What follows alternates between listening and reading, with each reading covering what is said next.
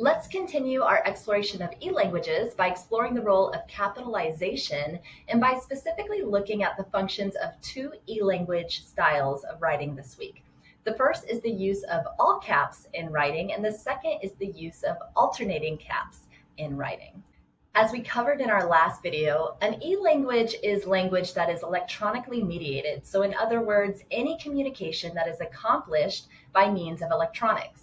And these next few weeks, we're going to be exploring various e-language phenomena through the lens of discourse analysis. But we've yet to talk about discourse analysis and what that means for our investigation of e-languages. So let's quickly answer the question, what is discourse analysis? Discourse analysis is looking at language in its social context. So looking at the purpose and effect of different types of language in these different social contexts and the cultural rules and norms that guide people to use language this way. In discourse analysis, we examine how language is used to communicate values, beliefs, and affect, and how language use relates to social, political, and historical contexts in our society. We want to know why and how language is being used this way, in this place, by these people to mean this. And to get those answers, we have to conduct a discourse analysis. So this approach is different than other linguistic research methods because here we have to focus on the social context.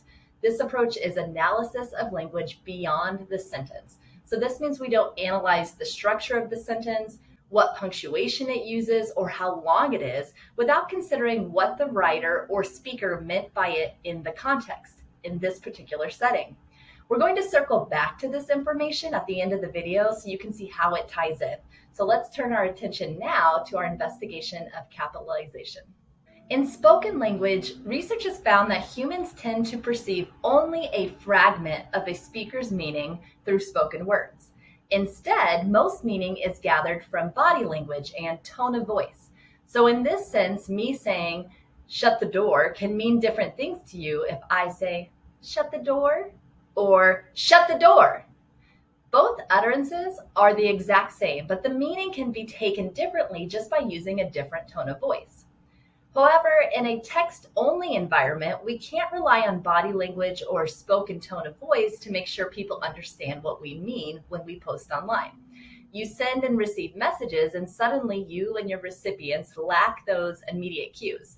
So in a text-only environment, we can use typography cues to help people hear our tone of voice in writing.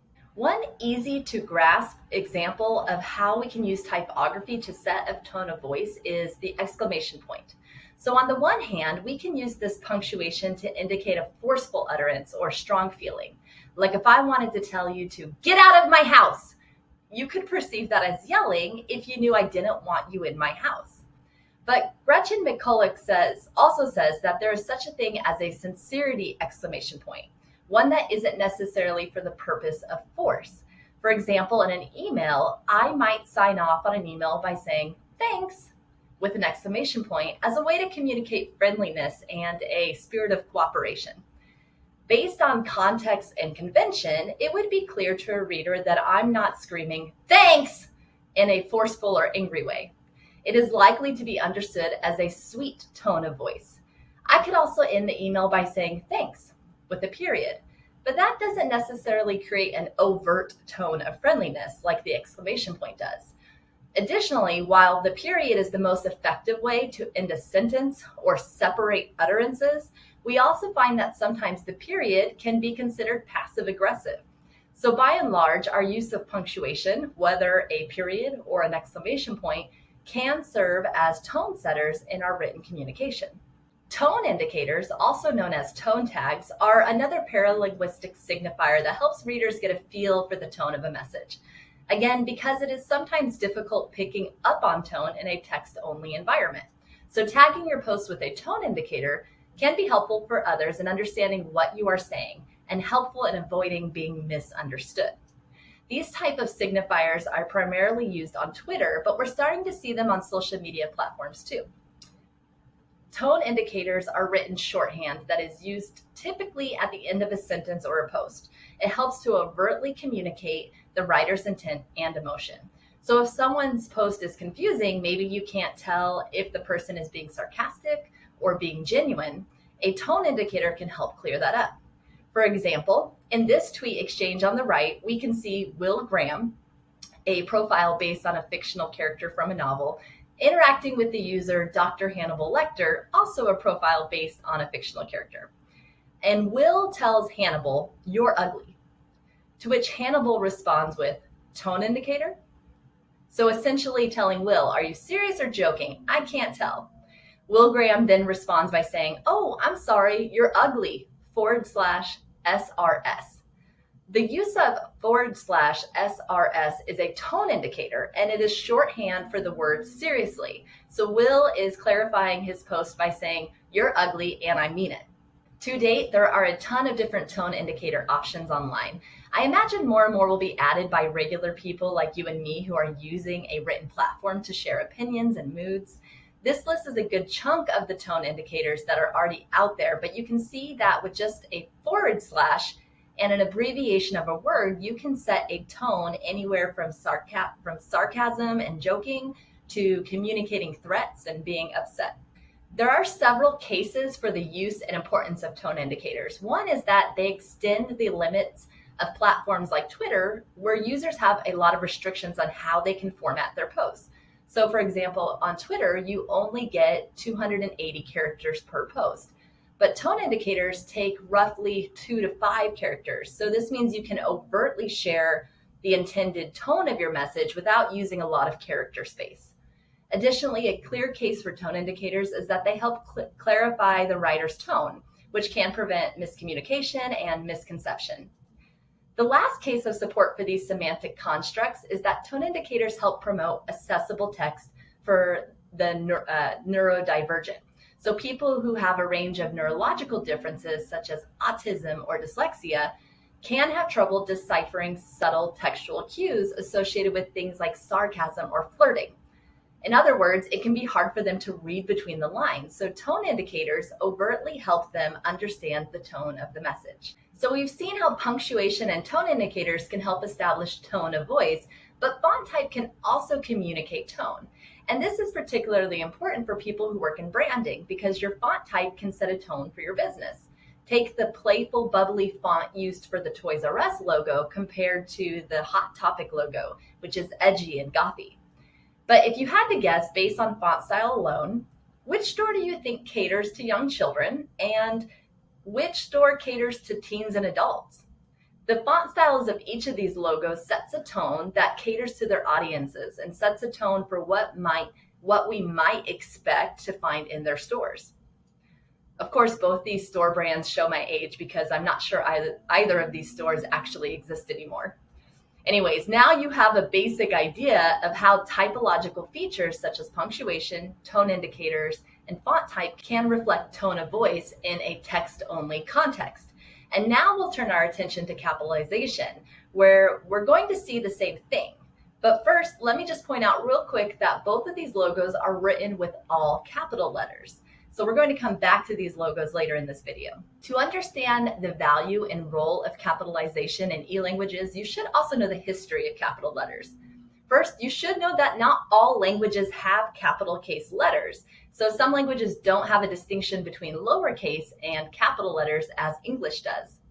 Secondly, the original Latin alphabet, which is from where we got the English alphabet, was actually only capital letters.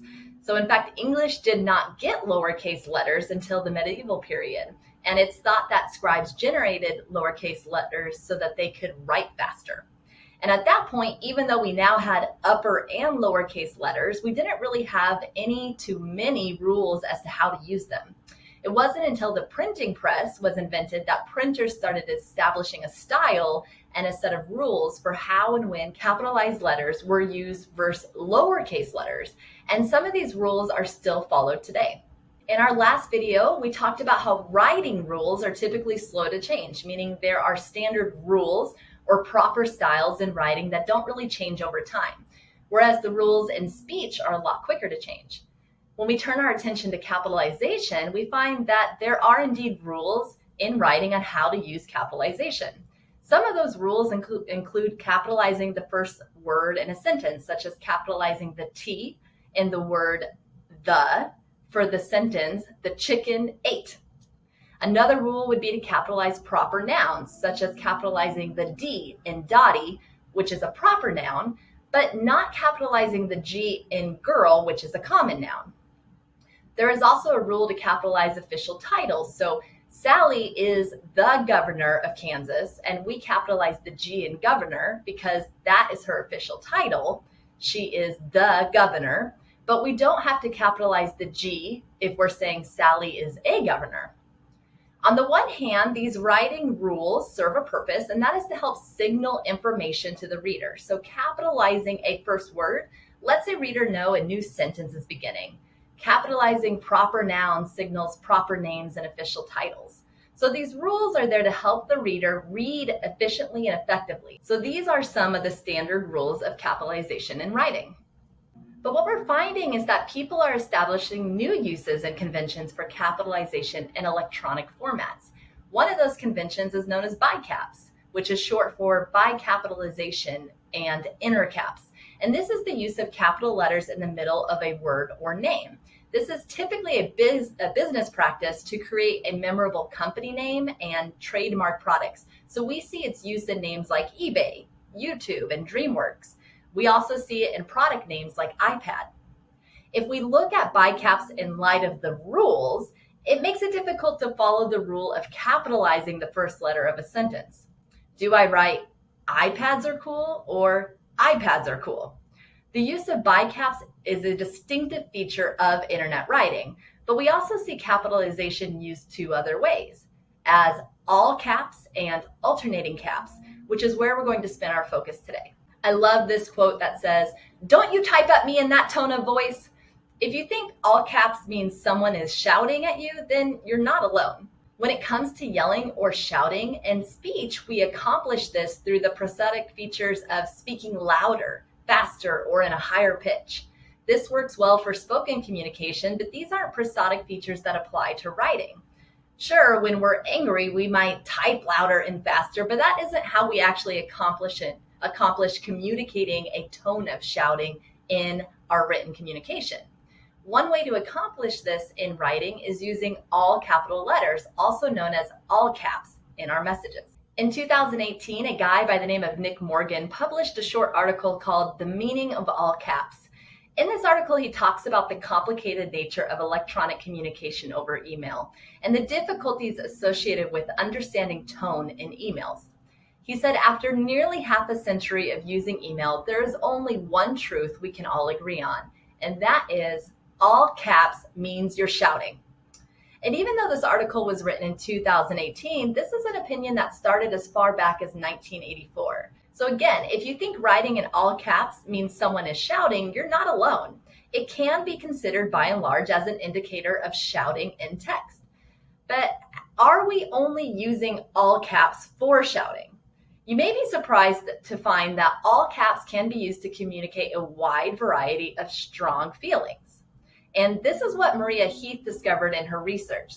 She argues that, yes, all caps is an indicator of prosody in text. So we're using it in place of speech patterns like talking louder or in higher pitches, but also that all caps can be used to communicate a variety of strong feelings, not just anger. In fact, when you look at these examples she pulled from Twitter, you can see a wide range of possible emotions represented, from anger to happiness to dramatic overreacting, but clearly not all of these are yelling or angry. Heath also researched whether or not caps influence the tone of the message. And what she found is that the use of all caps in happy messages made those messages sound happier. So participants rated "It's my birthday" in all caps as more happy and excited tone than "It's my birthday." So what she found is that the all caps pattern strengthened the prosodic features of these messages. It was as if when people were reading these messages, they could hear them as either "It's my birthday" and "It's my birthday." All caps strengthened the emotional tone of the message. Heath also found that the use of all caps didn't make sad messages sadder. In fact, if a message was sad, capitalization didn't increase or decrease the ability to interpret the message as sad. One reason is that in speech, when we're talking in a sad tone, we typically use a lower pitched voice and talk at a lower volume. So while capitalization didn't strengthen the emotional tone of a sad message, she did still find people using all caps in sadder posts, which supports again that all caps isn't just used to express anger. But when it comes to the basic assumption that all caps means angry, she actually found that all caps didn't necessarily make angry messages sound angrier. In fact, both messages, fight me, were considered angry messages. Anger is just anger, whether there was capitalization or not. However, it is interpreted that the use of all caps can be interpreted as a hotter anger than small caps. So her research found that all caps isn't single-handedly used to express anger. People can express anger without capitalization. But people can also use all caps when expressing happiness and sadness. So it's no longer the case to say all caps means shouting. She also found that all caps didn't always make angry messages sound angrier or messages sound sadder, but they do in fact make happy messages sound happier. In other words, we hear happier messages in an even happier tone when they are written in all caps. Heath also wanted to look at examples of the role of all caps in single words, so where the majority of the message is standard capitalization, but maybe one or two words are typed in all caps. Heath found that single word caps were used primarily for emphasis, so to express something forcibly and clearly. And they were used in the same way that all caps sentences were used, which was to denote prosody, so a higher pitched voice or a louder voice, such as, "We had an amazing time," and "If y'all don't do anything else today, please watch this." So from her research, here are the words she found to be the most frequently used as single all-capped words on Twitter. And one of her main takeaways that you'll find interesting is that there are a lot of what are called non-limiting modifiers. So strong words that speak in certainty, such as not, all, never, and only, which are words we use when we're certain of the truth or certain about the condition of something, as opposed to words like some, a few, kind of, and often, which indicate that something may or may not be the case.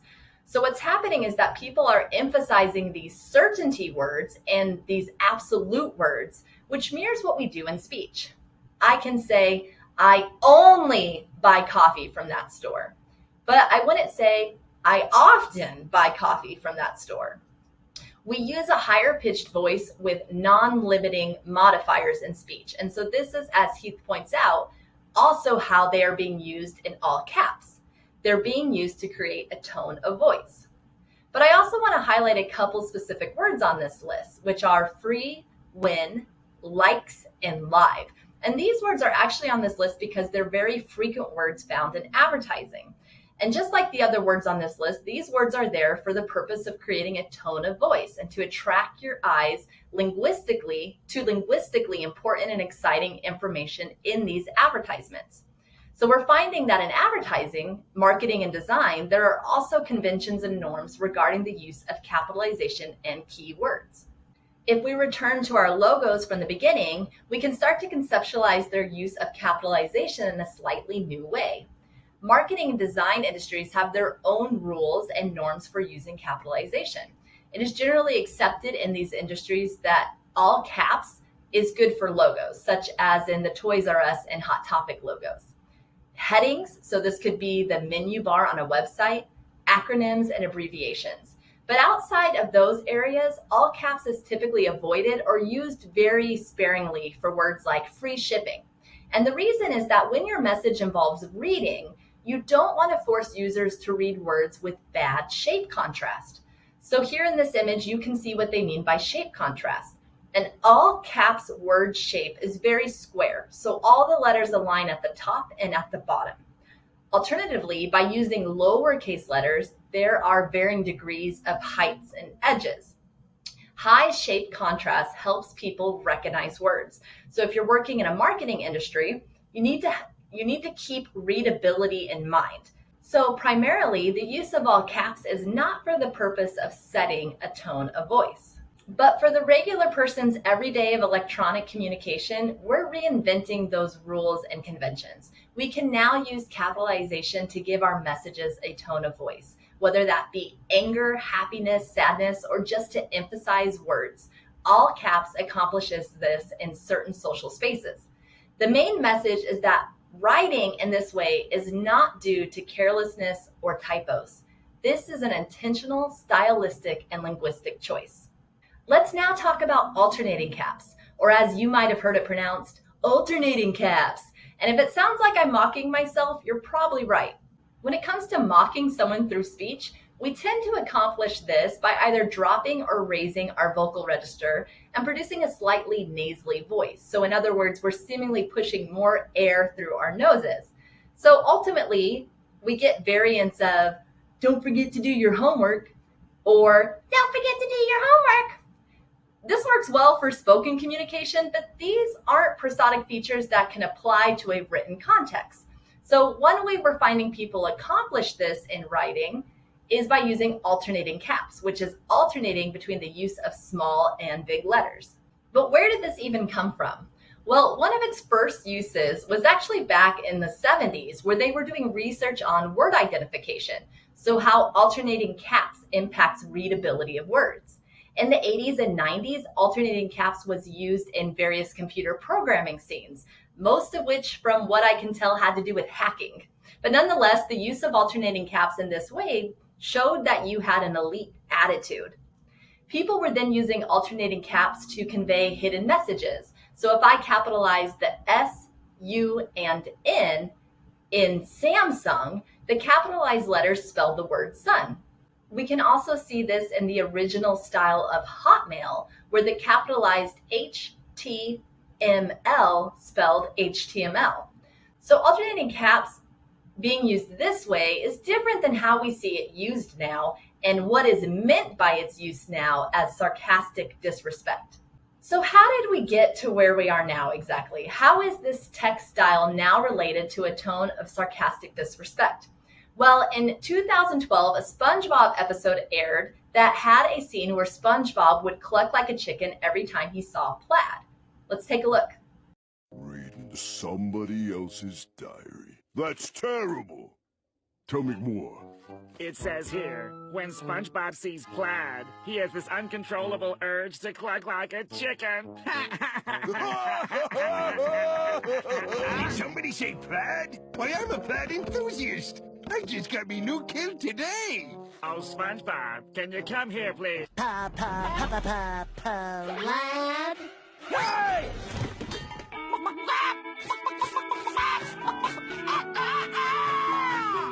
Well, you don't have to be nasty about it.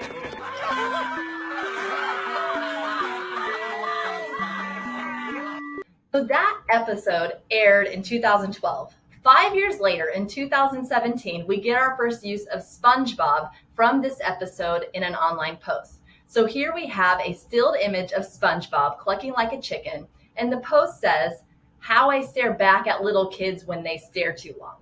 Within days, this user took the same concept and added a call and response feature to it, formally introducing the alternating text as a mocking tone. So the boyfriend says, "I don't even know her like that." And the girlfriend responds, "I don't even know her like that." Not even a day later, it took off as a tool for calling out political absurdities. So here we have an American saying, "I need health care because I have cancer and I'm dying."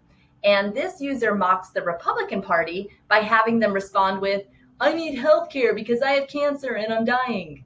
It is still primarily used as a political tool, and use of alternating text as a mocking tone has become so popular from these SpongeBob memes that now alternating text is still used this way, but without needing a direct reference to SpongeBob. The one thing we can all agree on is that it is used to mock and be sarcastic. So it does create that typographical tone of voice. But whether or not it's a positive tone device has people left divided. We can see in one definition on Urban Dictionary that this type of writing can be used to purposefully mislead people and create humor. Whereas another definition on Urban Dictionary suggests that alternating caps is used by people to insult other people, but that only morons would actually use this writing style. So here we have a tone of voice that some people find funny and some people find naive. The one thing I want to point out about this writing style is that it is incredibly harder to read. As I said before, it was originally used in the 70s as part of research to understand word identification. And we know from this research and from our own experience, it can be hard to read something that is written this way. One thing that we will revisit a couple times during our investigation of e-languages is the issue of accessibility. When we talk about accessibility in these videos, we're talking about the accessibility of a computer system to all people, regardless of disability type or severity of impairment.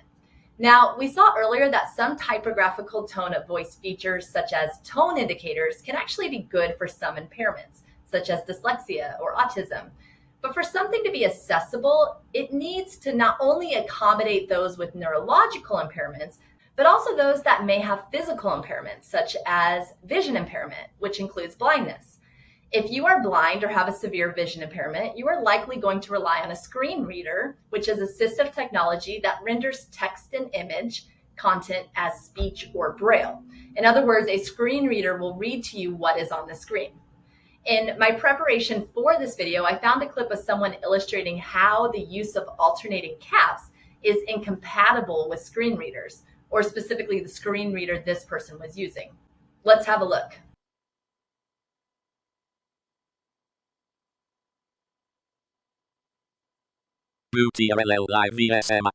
Exclamation. The takeaway from this is that if you are ever in a position where you might be managing social media for a company, you may want to create quippy social media posts that utilize trending typographical features, but you should equally consider the role of accessibility in conjunction with your online image.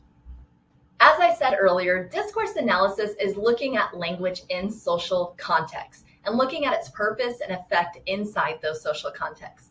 We learned in this video that these two e-language features are used to set the speaker's tone of voice, used as yelling, happiness, sadness, sarcasm, and mockery. We learned that their current uses online have come pretty far from their initial historical uses, and that these new uses defy traditional capitalization rules. We also found that their use is primarily tied to informal e-environments, so specifically social media sites where these writing styles are more practiced and socially acceptable, as opposed to more formal environments such as email, where something like all caps or alternating caps are less understood and less accepted. But even inside their social spaces, we saw that while everyone agrees that alternating caps denotes sarcasm, that doesn't mean that the style is accepted as a socially and culturally positive construct for communication, especially since mocking is literally the process of making fun of someone or something in a cruel way. That's the literal definition. We said that discourse analysis was analysis beyond the sentence. We can look at the sentence, "Can I get some extra credit?" and analyze its meaning and its structure as a sentence all by itself. In doing so, we say a pretty simply constructed question with no underlying meaning, except that maybe the student is failing their class. But to go beyond this sentence, we account for the added layer of meaning that alternating caps affords us, which is that the alternating caps changes the meaning of the entire sentence. It goes from being a simple question to a statement mocking students. To conclude, I encourage you to read a piece by James Harbeck called "The New Rules of Capitalization," where he declares a free-for-all on capitalization, saying capitalize however you want, as long as you can give a good reason for it. But don't shoot the messenger, he says. It's just what we're already doing. He goes on to describe old and new ways capitalization has influenced names, acronyms, poetry, computers, and social media. He says, whatever you can think of to do with capitalization, someone's going to try sooner or later, and some of it will catch on. All the links in this video are provided below in the video description. Be sure to check them out. On that note, thank you for your time! Or should I say, thank you for your time.